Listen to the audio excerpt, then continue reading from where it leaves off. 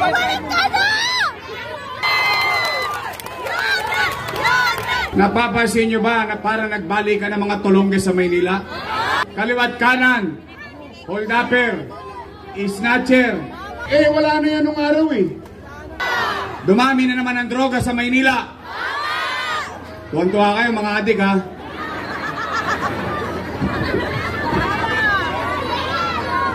Naniniwala ba kayo na dumarami na naman ang tulongge sa Maynila? Dumami na naman ang droga sa Maynila. Tuwan-tuwa kayo mga adik ha.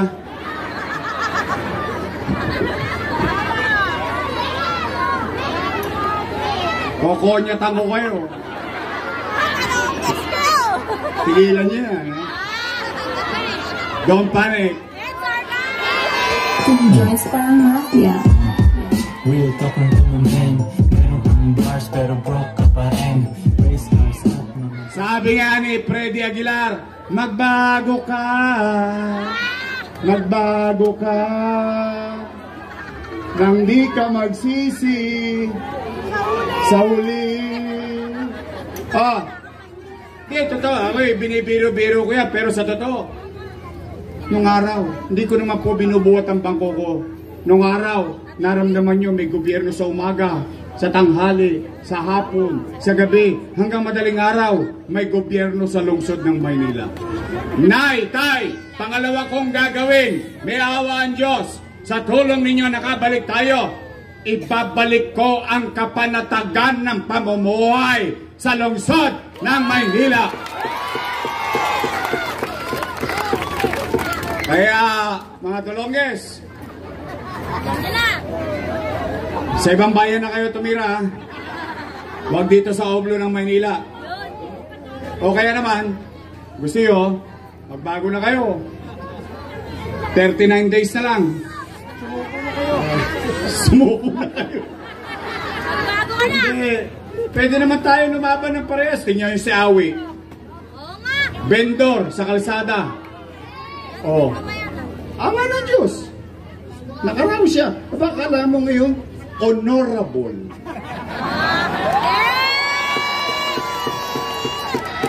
Gatmabi. Kasi ang pangalan niya ngayon may doktong na eh. H-O-N. Honorable. Pwede naman pala. O sino mag-akala? Ito, real talk lang ha. Mahirap paniwalaan, pero yun ang totoo. Hindi ko naman pwede ikubliyot sa mga taga-mabuhay, taga-artin. Sino mag-akala? Basurero, pwede maging mayor ng Maynila. Hindi, totoo naman. Diba? So, posible. Huwag na kayo mamerwisyo ng kapwa natin pobre. Magbago na kayo ng linya. Huwag na kayo magtrumpeta. Joyce na lang. Joyce parang mafia. Real talk ng tumamben. Meron kang bars pero broke ka pa. Alright, tay. Pangatlo kong gagawin.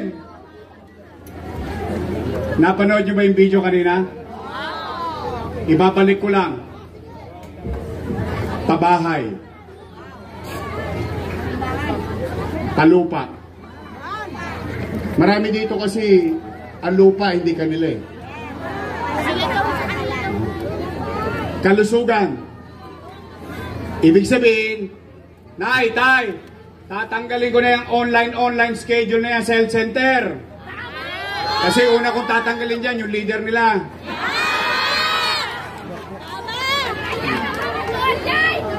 Online schedule? Kailangan pa ng internet? Magpapaload ka pa, Yorme! Yorme, magpapaload ka pa! Ha? Magpapaload ka pa? So, kailangan naka-schedule ka pag magpapacheck up. O dapat schedule mo rin yung sakit mo. Oh. Health center, healthcare system, hospital. Oh. Edukasyon. Trabaho. O yung iba, okay nang bahala, malalaki na kayo. Bakit?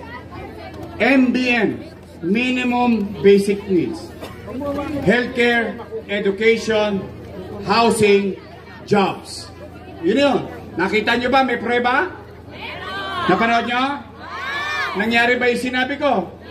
O di mangyayari na lang ulit yun. Okay ba sa inyo? Tapos na po, uwi na. Kasi ayoko naman ipangako sa inyo. Alam mo, bulahin ko pa kayo, ipangako ko sa inyo langit, hindi naman mangyayari yun. O kaya ko kayong iatid sa purgatorio. Kunti na lang, langit na. But kidding aside, sa totoo lang, kaya ko inuna yun. Kasi lahat yun dinanas ko eh. Lahat yun, mangupahan, mapalayas, ma-squat, eskwela. Saan ka nakakita? Ma-hospital ka. Pati dextrose mo, ikaw pa bumibili. Naging ano ka na yun, bibili ka ng lang. dextrose. Biri mo, nasa hospital ka. Ang iniinom mo, yakapsul. Saka kispirin ng mga mahal mo sa buhay. Mahirap, maging mahirap. Yan ang katotohanan ng buhay. Kaya kung bakit ko yung pinagtuunan ng pansin. O kaya mga nanay, tatay ko, kayo ba magpapasilaw sa AIX? Sa akap? Sa tubad? Pero ang payo ko, mahirap ang buhay ngayon. Kunin nyo, sayang din. Pag nagkabigayan na ng form, pilap-pilap na. Tirahin nyo. Di baling makakap kayo. Huwag lang kayo magpapaakit. Promise? Basta pag nambobulatsing, palakpakan na lang ninyo. Ang galing mo, Congressman. Sana all. Mayor, ang galing mo. Hatawin nyo ng hatawin. Bakit? Hindi ko pera yun. Hindi nila pera yun. Pera nyo yun. Pera ng taong bayan niya. So muli, huling tanong. Hanggang dyan sa Kodli. Dito sa Nangka. Dito sa Wak. Dito sa harapan. Sabay-sabay na sagot. Gusto nyo pa ba akong bumalik? Lakasan nyo nga na marinig hanggang doon. Gusto nyo? Ngayon, bigyan ninyo ako ng mga makakasama. Total, dalawa lang naman ang pagpipilian ninyo. Dalawang grupo lang yan. Unang grupo, Your Miss Choice. Matamis. Yung kabilang grupo, Ladies Choice. Kayo may sabi, hindi o. Ha? Pwede, Your Miss Choice tayo, straight? Promise? Sisingilin ko kayo. Pagtapos ng eleksyon, bibili ako ng dibidendaso. Bubuksan ko yan. Titingnan ko yung gitna. May prueba ba itong mga taga-Batangas na ito? Ay, nagtotoo. Pag kayo nagtotoo, after election, ako naman ang singilin ninyo. Ako mananagot sa kanila. Andi dito, may asim pa. Ruby Ong!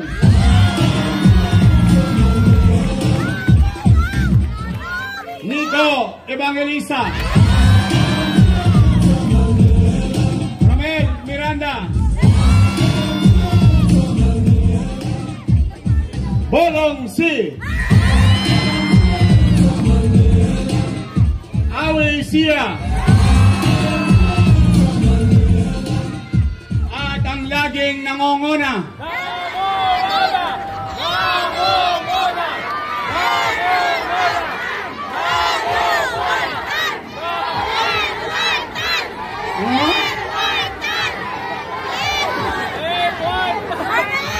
Ba't yun tatawa na?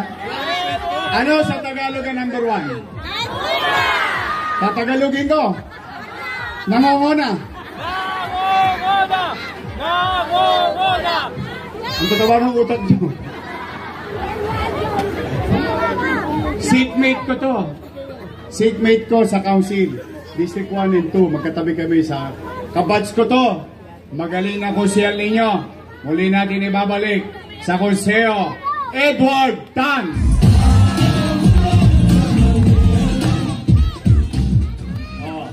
Ito, kongreso.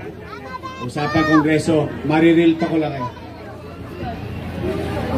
Ang bawat distrito sa buong Pilipinas, may representative.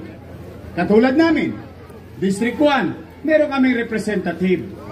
Ibig sabihin, sila ay kakalap ng resources sa national government, dadali niya sa kanyang distrito. Tama, mali? Ganun nyo ba naunawaan ng Congress? O tingnan nyo, kayo may congressman, minsan lang nagpagawa ng eskwelahan sa District 1 pa. Ay, tingnan ninyo, nagsisinungaling ba ako? Doon, nagpagawa sa Bitas. District 2 ba yun? District 1 yun. Alam nyo nung katabi ng eskwelahan? Sabungan. Ano nasa kaliwa? Katayan. Kaya sinusugal ang kinabukasan ng bata para katayin ang kinabukasan din nila. Pero matanong ko, bakit sa District 1? Meron naman sa District 2. Gusto ko lang ipaalala sa inyo, pera nyo yun para sa Distrito 2. Pero kami, tuwan-tuwa naman kami.